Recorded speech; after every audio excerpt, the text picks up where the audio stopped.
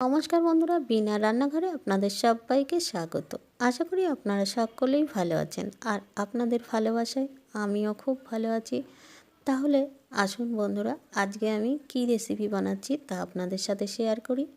তাহলে আর দেরি না করে রেসিপিতে চলে যাই। রেসিপি বানানোর জন্য দেখুন আমি একটা মোচা নিয়েছি। মোচাটা দেখুন আমি খোসাটা ছাড়িয়ে নেব।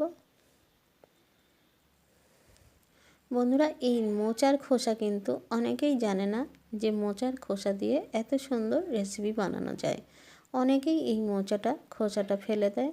বন্ধুরা, আমিও কিন্তু ফেলে দিতাম।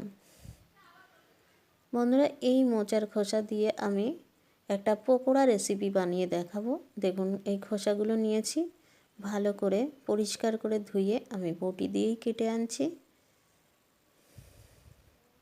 দেখুন এইভাবে গোল গোল করে কেটে নিয়েছি, ভালো করে পরিষ্কার করে ধুয়েও নিয়েছি। এবার চলে যাব গ্যাসের ওভেনে। গ্যাসের ওভেনটা ধরিয়ে কড়াইটা বসিয়ে দিয়ে পরিমাণ মতো জল দিয়ে দেব। জল দিয়ে একটু লবণ আর একটু হলুদ দিয়ে প্রথমে মোচার খোসাটাকে ভালো করে বয়েল করে নিতে হবে। বন্ধুরা, এই মোচার খোসাতে কিন্তু প্রচুর আয়রন আছে, যা আমাদের দেহে খুবই প্রয়োজন। এই মেয়েদের দেহে আয়রন ক্যালসিয়াম কিন্তু অনেকের কম থাকে। দেখুন বন্ধুরা, এই যে আমার মোচার খোসাটা কিন্তু একদমই বয়েল হয়ে গেছে। এবার জলটা আমি ঝরিয়ে নিচ্ছি। জলটা ঝরিয়ে নেওয়া হয়ে গেছে। এবার রেসিপি বানানোর জন্য দেখুন এখানে আদা, রসুন, কাঁচা লঙ্কা, দুটো মিডিয়াম সাইজের পেঁয়াজ কুচি, আর এখানে ধনেপাতা কুচি, আর আমি কয়েক ঘন্টা আগে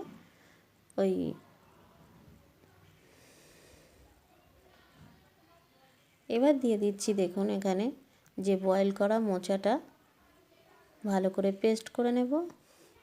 হাফ পেস্ট করার পরে এই মসুর ডালটা দিয়ে দিলাম। মসুর ডালটা কিন্তু কয়েক ঘন্টা আগেই ভিজিয়ে রেখেছিলাম। এবার একটা বাটির মধ্যে আমি এই পেস্টটা তুলে নিচ্ছি।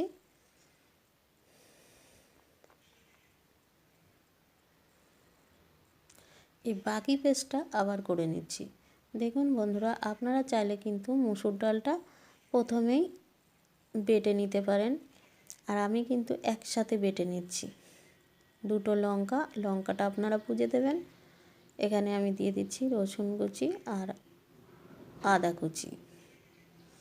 এবার যে বাকি যে মোচার খোসাটা ছিল সেটা আমি দিয়ে দিলাম।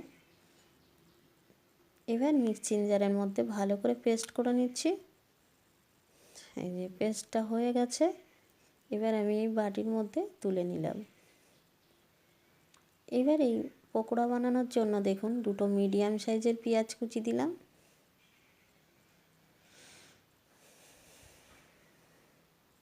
আর দিয়ে দিচ্ছি 2 চামচ চালের গুঁড়ো আর 2 চামচ কর্নফ্লাওয়ার। বন্ধুরা, কর্নফ্লাওয়ার জায়গায় এখানে বেসনও দিতে পারেন। এবার দিয়ে দিচ্ছি ধনেপাতা কুচি, দিয়ে দিচ্ছি লঙ্কা গুঁড়ো,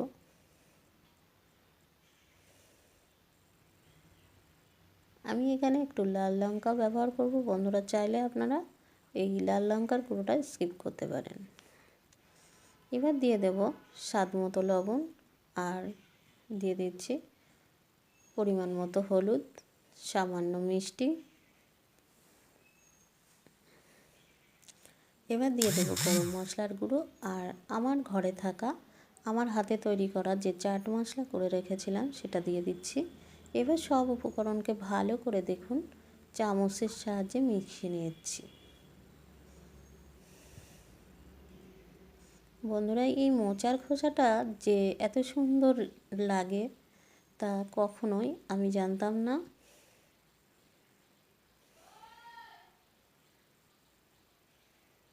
এইবার চলে যাচ্ছি গ্যাসের ওভেনে। গ্যাসের ওভেনটা ধরিয়ে সাদা তেল দিয়ে দিচ্ছি। দেখুন কড়াইটা গরম হয়ে গেছে। এবার তেলটাও গরম হয়ে গেছে। এবার পকোড়াগুলো ছেড়ে দিচ্ছি এক এক করে। বন্ধুরা, এই মোচার খোসা যেমন টেস্টি তেমনি কিন্তু এতে আয়রনে ভরা। বন্ধুরা, সমস্ত মেয়ের কিন্তু আয়রন এবং ক্যালসিয়াম প্রচুর দরকার। সেই জন্য মোচা খাওয়া, কিন্তু মোচার খোসাটা কিন্তু আরও ভিটামিন। দেখুন বন্ধুরা, আমি এক পিঠ হয়ে গেছে, অপর পিঠটা উল্টে দিলাম।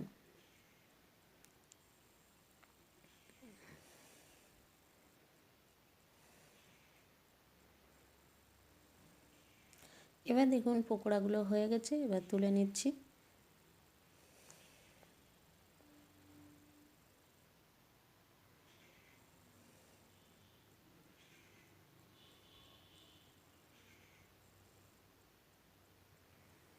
এবার বাকি পকোড়াগুলো আমি ওই তেলেই ভেজে নেব।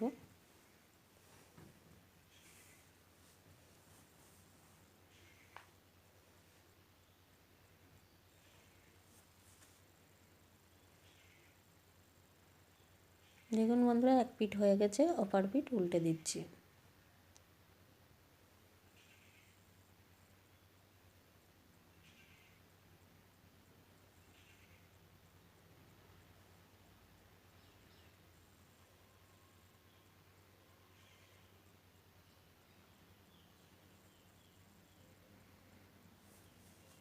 বন্ধুরা, পকোড়াগুলো ভাজা হয়ে গেছে, এবার আমি তুলে নিচ্ছি। বন্ধুরা, এই পকোড়াগুলো কিন্তু সন্ধেবেলা টিফিন, মুড়ি, চা, কফির সাথে যে কোনো এবং ডালের পাতেও আপনারা পরিবেশন করে খেতে পারেন।